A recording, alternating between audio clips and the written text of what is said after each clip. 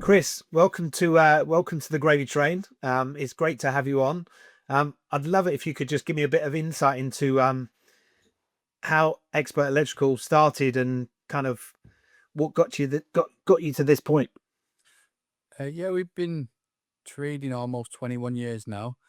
We was all working for another electrical wholesaler Yeah. and decided to set up on our own and try and expand. So yeah, we kind of did that and went from like one unit to another and then to another. Um, Was that bricks and mortar back then? Was it? As opposed, was it an actual physical place rather than the e-commerce? yeah, it was a physical place. Yeah. Yeah. We started one website about 2 or 3 years into trading. Yeah. And then the sort of e-commerce journey went from there, really. Yeah. What made you what was the thing that drove we need to go online, we need to do this in the start this e-commerce journey? Um, well, the first website was created as like a web page. We started off at very basic, actually. Yeah, sure. So I got talking to someone and they said, "Oh, I can create you a web page just to explain what your company does." Yeah. And it actually cost us the value of a crate of Stella. Excellent. Because the person who made it wasn't interested in getting a fee or anything, so we just gave him a crate of Stella to say thanks. Brilliant. That's how the income journey What started. what made you pick Stella? I don't know, it was just a popular beer at the time. Yeah, this is going back like, yeah. That was just a website to say here's who we are, here's what we do, but rather than not a transactional type website back then. Yeah, it was just like a basic page. Yeah. But it got us a few inquiries though on a few specific areas that we was working on, like power factor correction. Yeah.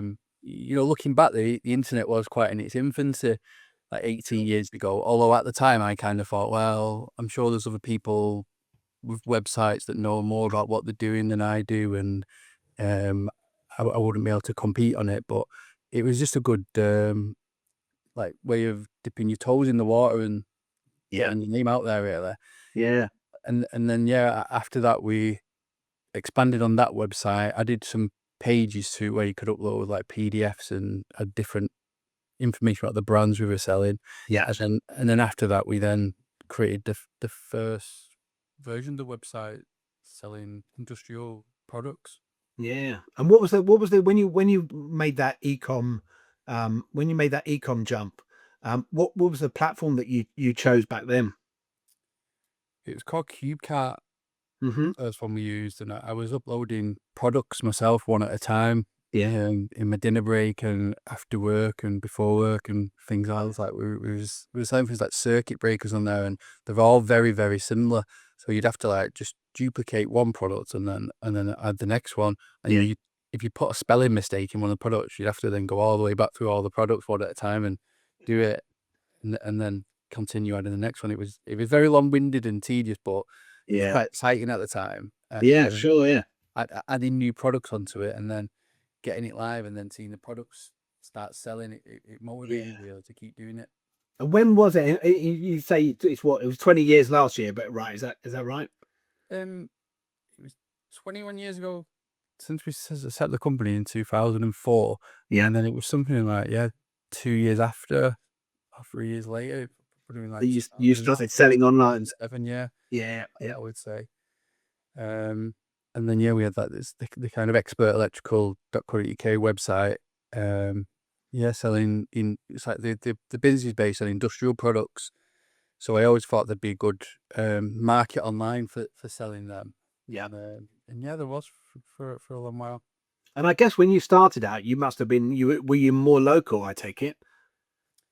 Yeah, totally. Yeah, we just had like one van delivering locally, Yeah. and we, we we had a courier, but it was just to send parcels out to places a bit more further afield than Yeah. Manchester, really. Yeah. And what's that look like now? I mean, I'm guessing is it national or predominantly national? Are you still doing a lot in the north? How much is that kind of local versus? Well, we have still got the offline side of our business, and then we've got the online side of the Yeah. business. So that's still the offline is still local, and it's expanded more to like Yorkshire way and Yeah, a bit further afield. Yeah. yeah, all the way around Lancashire. We've got 3 vans now. Yeah. And then the website is predominantly nationwide, but it also sells worldwide. We send products from anywhere, from like Singapore, Do you? Wow. Australia. Yeah. Is that where you've got something that someone needs and they come to you, or is that a conscious we're trying to sell everywhere? No, it's just we've got the option set up on the website, and yeah, people just find us and order. Yes. Yeah, that France is quite a decent market. Is But it? I've never fully expanded into it. I've always thought I'm going to create an expert electrical.fr Yeah. and probably go to it, but then I've never fully saturated the UK market, so I've never really Sure. turned to getting round to it, and I don't know if I ever will these days. Yeah. No, that makes sense. Excellent. What's been the highlight in the, yeah, I mean, 21 years is a long time to have a business. Where's where was that moment where you kind of thought we've created something here? Because at the start you're just kind of like you're in autopilot, you're trying to expand. When was that? What was the point that you actually realized that you had a decent business? Well, it was probably when I created the second website, Downlights Direct, Yeah. UK. Because I used to have long conversations with people on the trade counter, wanting a downlight of a certain size and an LED it was actually before LEDs even came along, a certain lamp to fit in a certain downlight, and I'd be there explaining to him how they went in and what size you did this, and I thought, if I had a website that explained this to other people who you don't even know, there could be a market for us there. So Yeah. I went away, set up a website in a similar format to the other one on CubeCart. We was just adding, the downlights that we sold and putting all my knowledge into it. And they didn't do any market research or any testing. I just thought, let's just put it out there and see what happens. And I remember it was about 3 months into it. I just put it live, and I knew I wasn't really going to get any sales because it was coming from the back of nowhere. And then I started doing some research and thought, this is a competitive market. People are really cheaper than what I was expecting, and there's some good websites out there. And then I just kept adding products and just, Yeah. kept just working onto it. And then I wasn't getting any sales. And then after about 3 or 4 days, one day I looked back and we'd had our first sale, and I'd not even noticed that we'd had our first sale. Really? Wow. And then processed it, sent it out, and then I was more looking for orders, and then we started getting an order every day, and then it just started growing from there. And you were sort of adding products at 6 o'clock at night, and then you might sell them in the morning, and then that would make you more enthusiastic about it. And then as the website was just taking off, the entire industry changed almost overnight, where LED lighting was used for like ambient lighting instead of just in like scientific LED chip applications. Yeah. Sure. The whole lighting game, and downlights in particular, just totally took off. So like we was just adding the latest products at the time that anyone had heard of, and then they was just selling them. We was just doing really well. Brilliant. So we're kind of at that point when the LED lighting industry took off with the website. It was going very well. Yeah. Yeah. And at what point did you make the move from, because you're on Magento, right? On both sites, aren't you? I think from Yeah, well, we've actually got 3 websites. We've got one called downlights.co.uk as well, a little mini Yeah. version of the sites. So yeah, yeah, we went from CubeCart 1 to CubeCart 2, and there was loads of bugs with it, and it was like they was kind of aware of it, and we just had to make a decision whether to either go back to CubeCart 1, stay with CubeCart 2, or go with something else. Yeah. And When was this? Well, how long ago was this? I reckon that was about 14 years ago, something like that. Okay, so you'd have been on Magento 1 point whatever. Yeah. Yeah. And we needed something that was more like enterprise based for us, so we could have view prices coming from our operating system and picking lists that automatically printing off and things like that. Yeah. And I mean, when you made that choice to Magento, what else did you look at? Do you remember? I don't think I looked at anything else. Someone recommended it. I think it was the developer at the time. looked at it and I had a look at it and thought, well, yeah, this is it. This is the one. Yeah. Because this was before Shopify existed. So yeah, we just went with that, and then we now on Magento 2 because that became end of life. So we went to that over the likes of Shopify because we was used to it. I've always said, you know, if you're an Xbox player, you might not want to go to PlayStation. So it's it was just a sensible step to do, really. Yeah. When did you go to Magento 2? Did you leave it late, like everyone? Yeah, it was around COVID time, actually. Okay. Yeah. Oh, yeah. It's about 4 years ago. Yeah. So I mean, I work from home anyway, so it wasn't a big effect for me. But during COVID, I was just constantly working on the new website all the time, just trying to get it ready and get it out there, and constantly fixing like bugs that they had in the system. Because as good as Magento is, it's like buying a house without any windows, doors, or roof on it. So it requires a lot of development work. Yeah, there's a big debate. There's a big debate at the moment about the whole kind of Magento, Shopify, and obviously others as well. But it's it's an interesting one. Yeah. Excellent. So you've got this is so you're kind of like 15, 16 years in that you make the move to Magento 2. How's that been since you made that move? At first, it was very difficult because Yeah. there was so much work to do because I had 3 websites to migrate with like, I think I have something like 45, 50,000 products on there at the time. Yeah. Wow. And I had to do the migration from 3 websites into one single version of Magento because I had them all totally separate. Did you? Yeah. Wow. Yeah, totally separate. So everything I was doing ×3, which you still pretty much are anyway, but it's a lot more manageable now with it being a single source of Magento. So I had all this work to do, and then everything I was doing wouldn't really work because there was all these bugs in it with pretty much everything that was going on with it. And I wanted it to be a really good website, so I wanted to optimize the category layout and the product layout as much as possible. So it was a very difficult time, really. Interesting. Tell me about the sort of more the acquisition side. So where does all your business come from? And you've obviously still got the physical outlets, if you like, online. Where do you spend most of your marketing money? On Google AdWords. Yeah. Yeah. It's I was just analyzing this just yesterday, really. Yeah. And today, and one website is like 50% of our sales come from AdWords. Yeah. Wow. Which actually surprised me. Yeah.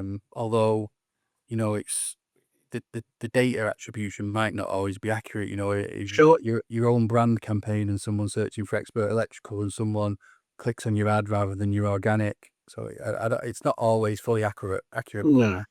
I'd say it is probably 40% when you consider it. Yeah. You say 50. You say 50% comes from Google Ads. Where's the other 50% come from? But I would actually say that's more like 40% in reality because like say the brand ads, they're going to find you anyway, really. But then it gets attributed to that click. Yeah, sure. You're paying less for your own brand clicks, but yeah. And do you have a lot of people? Do you have a lot of people searching for you? Because that's a big thing. If you can get to the point of having a brand that people search for. Yeah, the expert electrical has got good brand awareness, but and the Downlights Direct and the Downlights.co.uk have got good brand awareness because we do like a lot of articles about the latest products and how to solve certain problems, like I mentioned earlier about certain LEDs fitting in certain downlights. And yeah, that's a big one, isn't it? the dimming LEDs at the start was difficult, so we had a lot of content around that. Yeah.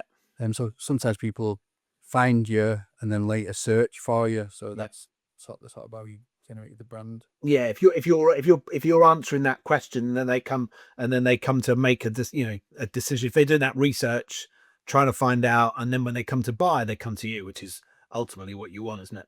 Yeah. Excellent. Cool. Do you do much on paid social, like Facebook and those types of things?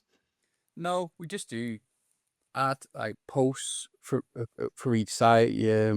Like I say, we're doing the content, the FAQ. So if we write one, we'll post it on social media. Yeah. Yeah, we've we tried a bit of paid social media, but it just doesn't really work for us. Really, it doesn't convert, and especially compared to AdWords. It just kind of would Yeah. work straight away. Yeah. But AdWords is just getting harder and harder now. Yeah. For a variety of reasons that I can go into. What do you think? What do you think those what do you? I mean, it's changed a lot, hasn't it? In the last, certainly in the. How long have you been doing Google Ads? Yeah, for about 15 years or something Yeah, like that. okay. So in 15 years, you've seen a lot of change, haven't you? A lot of kind of automation and algorithms and things like that. Yeah, we were doing it before the Google, the product listing ads, Yeah. shopping results. I think that's been a good and a bad thing, really. Because now Google's just making it so easy for people to compete on price that you could have an ads agency who's on like £4,000 or £5,000 a month working for you. Yeah. And your competition is 20% cheaper than you. They're going to get the click over it. So it's just all a bit.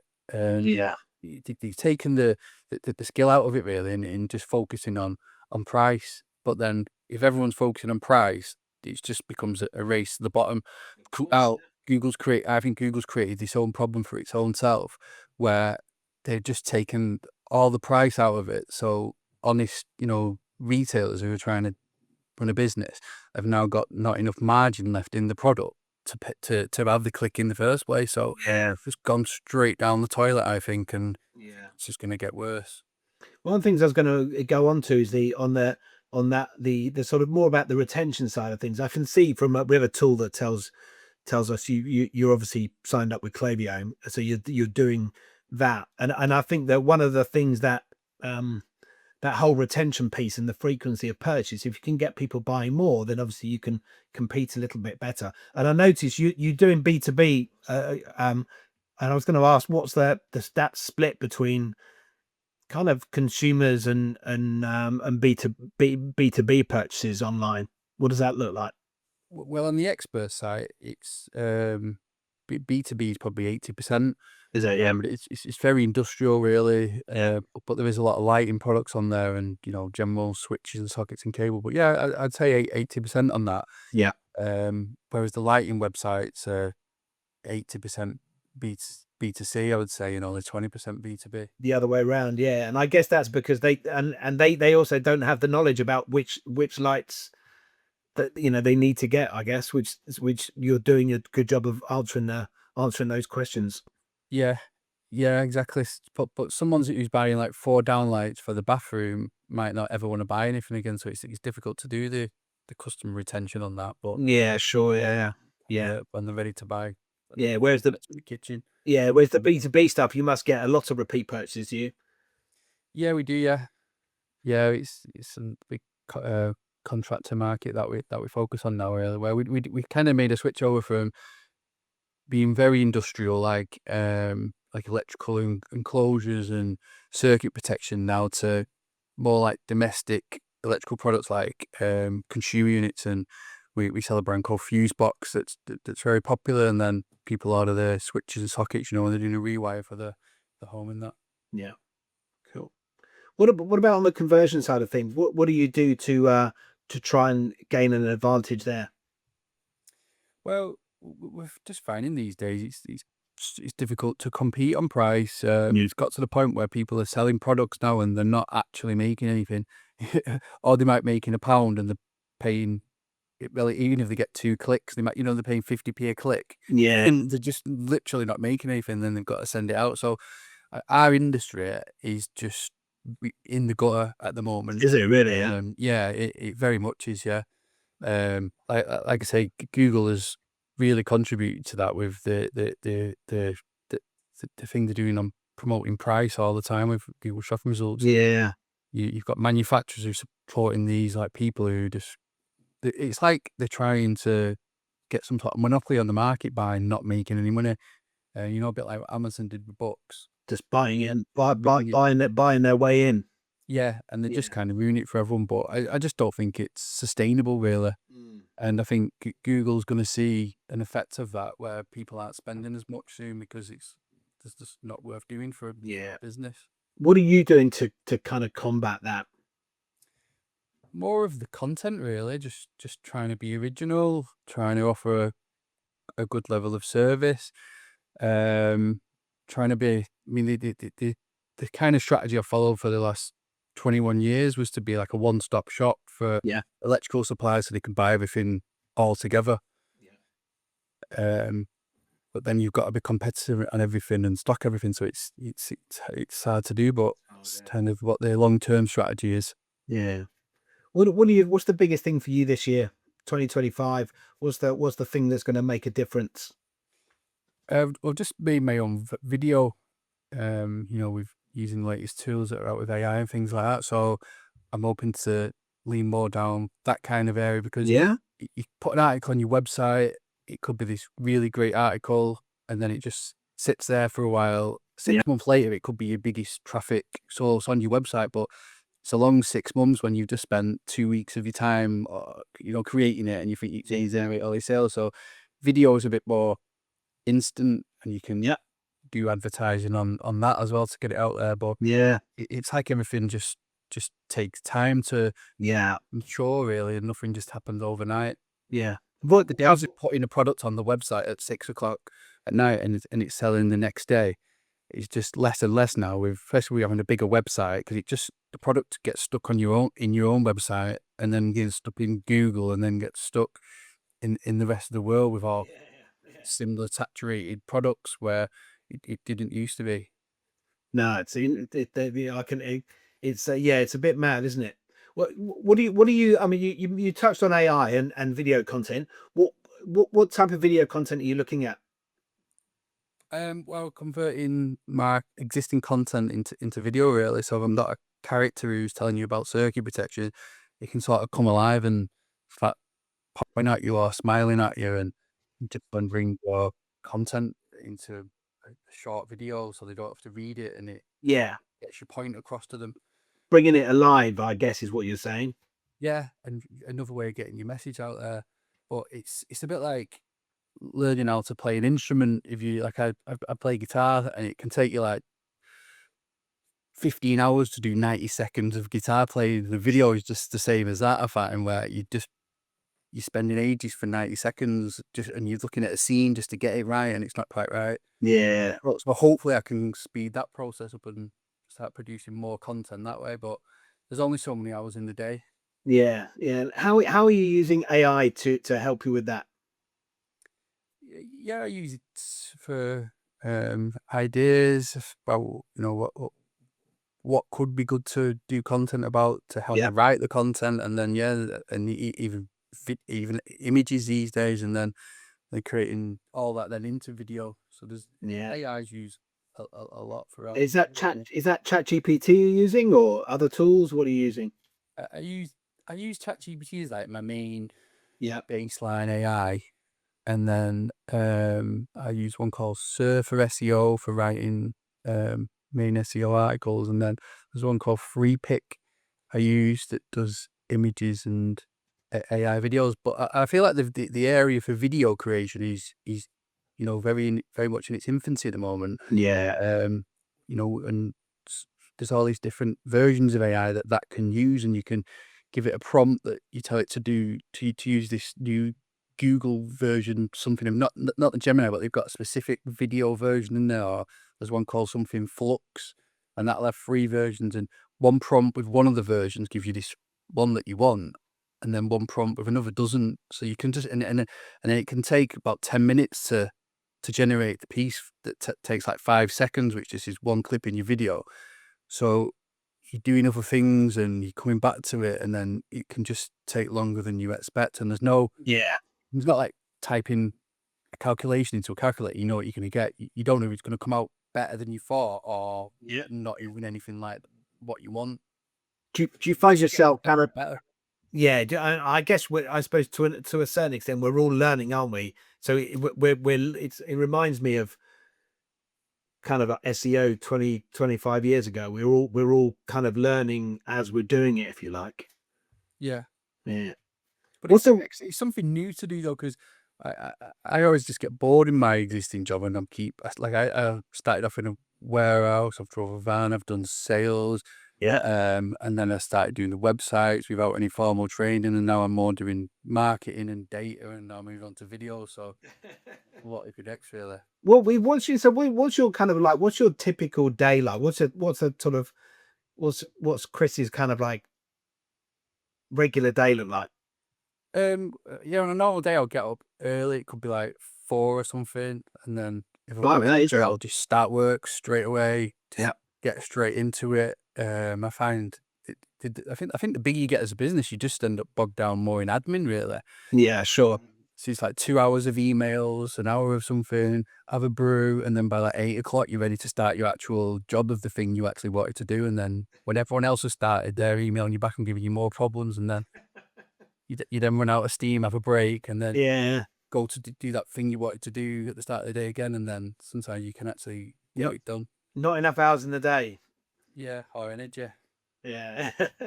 Well, so if you were to kind of like, you've got an established business, 21 years or so, you've been through the mill with the kind of CubeCart, Magento 2. You've seen a lot, I guess. What would if you were to give some top tips for a kind of aspiring ecom founder, what would they look like? What are those top tips? What would they be? I think you've got to be niche, really. Yeah, Choose something that you know about, that sure. is Yeah. gonna be progressive in the future, and not just a dying industry, and be as good as that as you can be, really. Um, and yeah, kind of learn about it, write content about it, engage with your customers. If someone asks you something, maybe there's another 10 people looking for it online. Yeah. And so write that about it, and Yeah. also listen to your customers. Really, one customer complains, there's going to be a lot more that are also complaining about it. So Yeah. mold your website around that. Yeah. Yeah. Yep. What sort of typical complaints would you get? Some of them can be, we've sent the wrong item out in the warehouse, so you've got to sort of fix that area of your business, get that right. Um, Making it user friendly, so it's okay having one product on your website that's really good, but if someone needs that product to work with another product, and that product, it's like you've got to optimize and have these links going to all these different products, and then 2 years later, one product's been discontinued, it's still linking to it, and it's something else now, and then you've got 3 websites, 25,000 products. It's a lot for your brain to deal with, really. Got to kind of make it not too perfect and make it a bit future proof. So Yeah. Do you use agencies? I mean, I guess you have an agency that looks after the website, I'd imagine. we've got web developers, yeah, who do the heavy duty coding. And stuff. Yeah. But yeah, I look after the main product development and the categories and content and everything like that. Yeah. What about on the sort of the paid media side of things? Do you have some who looks after the Google ads? Yeah, we've got someone at the moment. We've tried a few agencies over the years, but like I say, you could have someone who's the top of the game agency competing with someone who's the lowest price product, and it's like they will win. So you might as well not spend on the agency. Yeah. Be cheaper in a way, but then that company you competing against will always be cheaper. We are people, if we're selling something for £10 and they're selling it at £9.80, they'll then sell it at £9.50. So we've not undercut them, but Yeah. because it got too close to their price, they'll undercut it again. You just see it and you just think, oh, it's so desperate. And you just know that they will just go to the closest point of Yeah. not even making anything to undercut you. So it's like you're wary of even getting near to competing them. That's how desperate people are in our industry at the moment. Yeah. And Yeah. who's fighting really? But when all they've got is price, and they don't have the content and the review ratings that we've got, then I don't know what's going to be left for them, really. Yeah. What are your reviews like? Pretty good from what I see. Yeah, we're pretty much 5-star rated across Yeah. the board. Yeah, I think some things you've got going for you is the reviews, but also the people searching for the brand. And I think that that content is an absolute winner as well. Really is. yeah. It's the only thing that you can do really these days, apart from you you're just hemorrhaging money on Google Ads to generate traffic and sales, because if you stop spending on Google Ads, I mean, it's almost a bit like the system's rigged at the moment, where there's that many ads at the top, and on your mobile phone, you've got to scroll right the way down to see the organic ones. So even if you are number 1 or 2, you still might not even get found anyway. And if you're on page 10, you've got absolutely no chance. And it's a shame, really, because people did used to find you on the later pages, and because they were searching for something specific. But the ads are that in people's face now. You wonder if you can run a website without it. It's like someone mentioned the other day, it's like Google tax. Yeah, Got to be paying them to be part of it. yeah, it is. It's difficult, yeah, and I'd say it's getting harder and harder. Yeah, it definitely is. Yeah, cost per clicks have gone up by 40 to 60%. Yeah, we've seen 10% in 10% a year in the last 10 years. So a £10 click 10 years ago is a £25 click now, which is nuts. Yes. But that's not too bad with the clicks going up, as long as your sales are going up. But it's when the profit margin is coming down as well. Yeah, it is squeezed. Next to nothing, and you look at the order and just think, well, I've got to ship that out now. If the customer wants to return it, it's not worth. You just get to the point. It's like you've got to be an economist these days to run a business. When I set out running a business because I was good at selling electrical products and downlights and electrical products, and now, you've got to be an economist now to wonder if you're actually making any money. Yeah. But the government aren't helping at all at the moment. They're just screwing businesses right down to the bone. And I think it's just going to get worse and worse. And I don't think they really know what they're doing. We got the NI kicking it. All those business owners are these rich people living in these mansions. Yeah, no, that's very true. Yeah. No, we haven't. You're owing tax on us 50%. Yeah, you're putting up everything else, and the prices are tight. And we've got all the people we employ are also paying lots of tax as well. Yeah, it's it's really difficult, and they've got the national insurance kicking in a couple of weeks as well, which is not going to do anyone any favors. But no, there we go. Excellent. So one last question: if there was one single piece of advice you'd give to an aspiring ecom founder, someone setting out doing what you were doing 20 years ago, what would that be? Well, yeah, you mentioned Klaviyo before. I've got a brown belt in Klaviyo. Trying to get a black belt. I would get that installed and learn how to use that software. Yeah, because if you've got 100 visitors a day coming to your website and only 3 are ordering, that other 97, you need to have a chance to try and to interact with them, because not everyone's ready to purchase. So get them signed up to your mailing list and do offers and make the most out of your traffic, really. Yeah, absolutely. No, it's very good advice. Thank you for that, Chris. It's been great having you on. I really appreciate your time. I'm sure our watchers, when we finally get live, I'm sure our watchers will be inspired by our little chat.